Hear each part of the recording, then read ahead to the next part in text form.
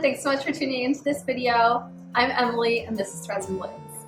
Today I am going to make with you a grapevine wreath form. So I love grapevine wreath forms because they're super easy to work with and they're so simple to adapt to each season and decorate them again and again.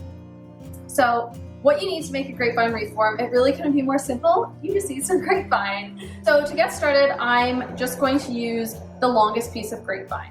Before doing this, I had to pull off all the leaves, but there were hardly any left because it's the very end of the season. So I'm just going to use this longish piece. This piece is about 6 feet long, and I find to make a nice wreath, you need about 30 feet in total, in however many pieces you can really get. So I have some pieces here that are like 3 feet each, and then this one's 6 feet. It's my longest. So I'm just going to start to gently form the shape of a circle. And when the end that I started with meets the long strand, I'll start to kind of weave it around. So really, it's just going to attach itself. You don't have to do much as far as attaching things together. So here we go, first piece down. With the end, I just like to kind of bend it and let it tuck behind the main strand, and it really does hold itself.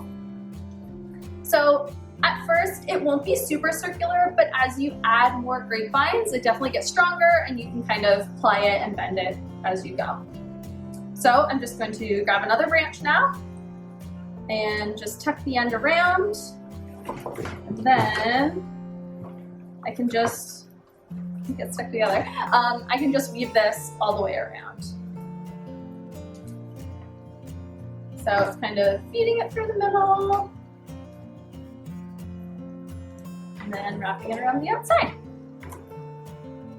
I find it's nice to start with longer pieces because then you can get your shape going really quickly off the bat.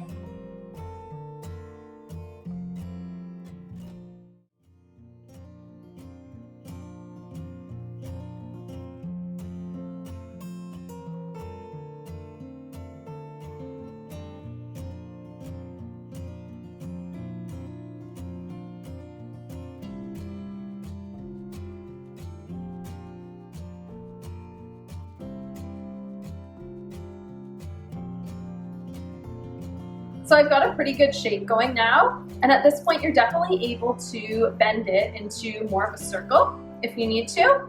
So I like to keep my grapevine wreaths fairly dainty. So I'm actually just gonna add one final strand, and I have a nice long piece here and it's quite thin. So I'm just gonna do that, and hopefully it goes around once or twice and it kind of seals everything together.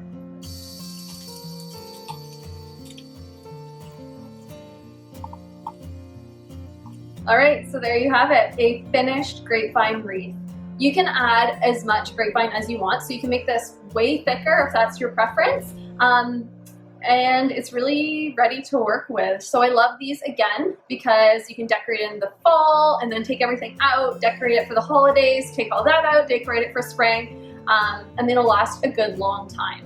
So you didn't need to use anything. I just kind of tucked the ends into the grapevines, and in the end you have just a nice big mess of grapevines, and it's great to work with. So if you have any questions, let me know in the comments, and if you aren't already, I'm Threads and Blooms on Instagram. I'll put it right here. I'd love if you gave me a follow. Thanks so much for watching, and see you next time.